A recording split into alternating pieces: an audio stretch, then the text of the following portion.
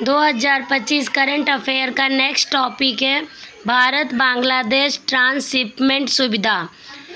मतलब Bharat Bangladesh transshipment facility Bharat द्वारा वर्ष 2020 में बांग्लादेश के लिए शुरू ट्रांसशिपमेंट सुविधा को बंद करने का निर्णय किया गया। ट्रांसशिपमेंट सुविधा मतलब क्या है कि भारत बांग्लादेश जो दूसरे देशों में व्यापार करेगा उसके लिए वो हमारे भारत के रास्ते होके जाएगा और जिससे कि उसको कम टाइम लगेगा और भारत बिना टैक्स लिए उसको ये फैसिलिटी दे रही थी। बट कुछ ऐसा रीजन है जिसके कारण भारत ने बांग्लादेश से का ये जो रूट है वो बंद कर दिया है। तो अभी ट्रांसशिपमेंट फैसिलिटी है क्या उसके बारे में देख लीजिए।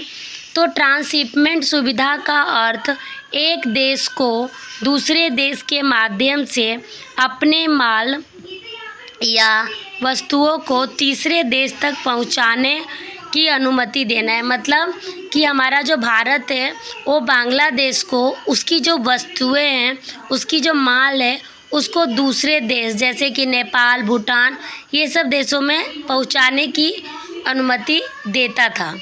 ट्रांसशिपमेंट सुविधा एक लॉजिस्टिक प्रक्रिया है जिसमें एक देश के बंदरगाह या हवाई अड्डे से वस्तुओं को अन्य देश के पुनः भेजा जाता है। यह सुविधा बांग्लादेश के तैयार माल के निर्यात को आसान एवं सस्ता बनाता है। मतलब इससे जो माल है जो वस्तु है वो सस्ती हो जाती है। यह निर्णय भारत के बंदरगाहों एवं हवाई अड्डों पर बढ़ती भीड़ तथा होने वाले देरी समस्याओं को दूर करने के लिए लिया गया था। हाल ही में तनाव देखा गया, विशेष रूप से भारत अगस्त 2024 में बांग्लादेश की प्रधानमंत्री शेख हसीना के भारत में शरण लेने के बाद मतलब 2024 में इसमें तनाव देखा गया। इसके अलावा बांग्लादेश की अंतरिम सरकार के कुछ निर्णयों जैसे भारत को बैंडविड्थ आपूर्ति योजना को रद्द करना ने भी द्विपक्षीय संबंधों को प्रभावित किया है। यह सुविधा इसलिए वापस ली गई क्योंकि रसद संबंधी देरी और उच्च लागत के कारण भारतीय निर्यात में बाधा आ रही थी और लंबित कार्य बढ़ रहे थे। वस्त्र निर्यात का प्रभाव मतलब ये बंद होने से वस्त्र के निर्यात पे क्या प्रभाव पड़ेगा। बांग्लादेश की रेडीमेड गारमेंट उद्योग जो देश के कुल निर्यात का लगभग 80% हिस्सा है इस निर्णय से प्रभावित होगी। भारत के माध्यम से बांग्लादेश ने 5 महीने में 35,900 टन से अधिक परिधान उत्पादों को निर्यात किया था जिनका मूल्य लगभग $462.34 मिलियन था। लॉजिस्टिक लागत में वृद्धि क्या है।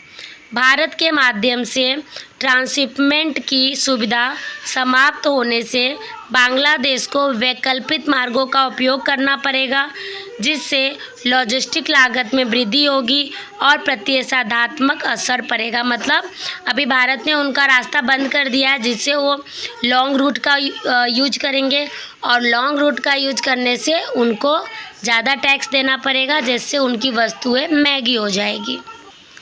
क्षेत्रीय व्यापार पर प्रभाव। यह निर्णय बांग्लादेश के नेपाल और भूटान जैसे पड़ोसी देशों के साथ व्यापार को भी प्रभावित करेगा क्योंकि इन देशों के साथ व्यापार के लिए भारत के माध्यम से ट्रांसशिपमेंट सुविधा का उपयोग किया जाता था। मतलब मेन ये क्या है, नेपाल और भूटान इससे बहुत ही प्रभावित होगा। तो यही था ट्रांसशिपमेंट मूवमेंट बंद क्या होता है और उसके बंद होने से क्या क्या प्रभाव पड़ेगा।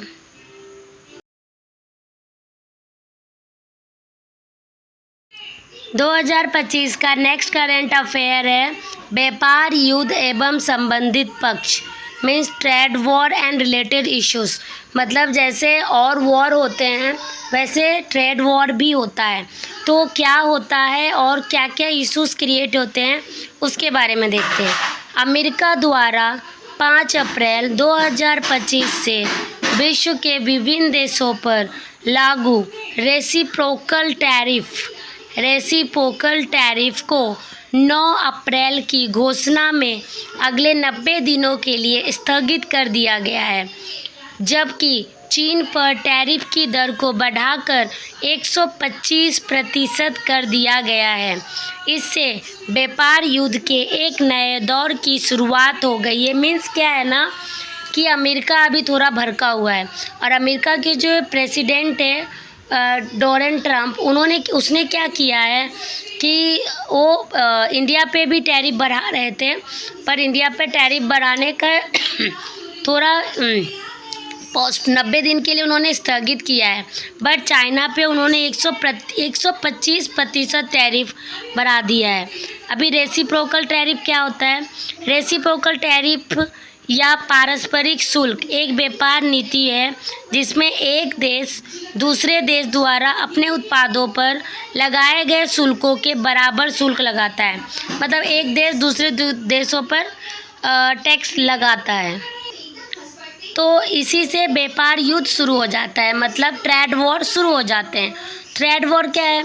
व्यापार युद्ध एक आर्थिक संघर्ष है जिसमें 2 या अधिक देश एक दूसरे के आयातित वस्तुएं और सेवाओं पर उस शुल्क, कोटा या अन्य व्यापारिक प्रतिबंध लगाकर प्रतिषेधात्मक कदम उठाते हैं। मतलब क्या है कि यह एक आर्थिक है, इकोनॉमिक है कि क्या होता है, जैसे अभी अभी अमेरिका ने क्या किया है, चीन से जो वस्तुएं आएगी उस पे 125% का टैक्स लगा दिया, जिससे क्या है चीन से आने वाली वस्तुएं महंगी हो जाएगी, और उनके वस्तुओं पर कोटा मतलब एक क्वांटिटी कर दिया है कि इतनी वस्तुएं आ सकती है, जिससे क्या होगा कि अमेरिका के जो व्यापारी है उनको फ़ायदा होगा कि उनकी वस्तुएं थोड़ी सस्ती रहेगी तो वो बिकेगी, और चीन की वस्तुएं महंगी हो जाएगी, तो इससे व्यापार युद्ध शुरू हो सकता है।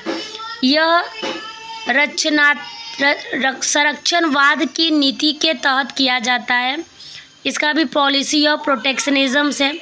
तो व्यापार युद्ध में प्रयुक्त कारक नीतियाँ क्या क्या फैक्टर है, क्या क्या पॉलिसीज है? आयातित शुल्क, किसी विदेशी वस्तु पर कर लगाना जिसमें यह घरेलू बाजार में महंगी हो जाए। कोटा मीन्स क्या होता है? किसी वस्तु के आयात की मात्रा सीमा निर्धारित करना कि इतनी वस्तु आयात होगी। निर्यात सब्सिडी क्या है? घरेलू उत्पादों को प्रोत्साहित करना ताकि वे सस्ता निर्यात कर सके। गैर टैरिफ बाधाएं क्या होता है? मानक, लाइसेंसिंग, सीमा शुल्क प्रक्रिया जो आयात को बाधित करे।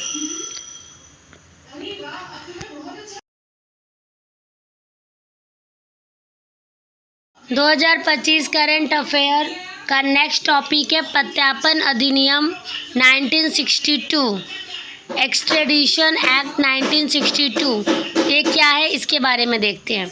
26/11 मुंबई हमले में आरोपी तहब्बुर राना का अमेरिका से भारत प्रत्यार्पण।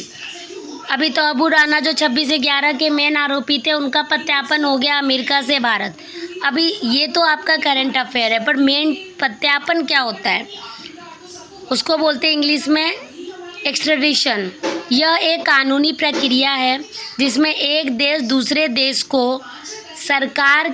देश की सरकार के अनुरोध पर किसी अपराधी या भगोड़े को उस देश को सौंप देता है जहां उसने अपराध किया हो या जहां उसकी कानूनी कार्रवाई होनी हो। मतलब क्या है कि यदि कोई भी आरोपी भारत से कोई भी गुनाह या आरोपी भाग जाए, और यदि भारत की सरकार उस दूसरे देश को यह अनुरोध करे कि यह आरोपी ने हमारे देश में आरोप किया है, तो उनकी अनुरोध पे दूसरे देश की सरकार उस आरोपी को भारत को सौंप सकती है। भारत में प्रत्यार्पण अधिनियम 1962 में शासित होती है। यदि किसी देश के साथ कोई प्रत्यार्पण संधि नहीं हो तो प्रत्यार्पण आपसी सहमति या अंतर्राष्ट्रीय परंपराओं के आधार पर हो सकता है। प्रत्यार्पण का प्रक्रिया क्या है?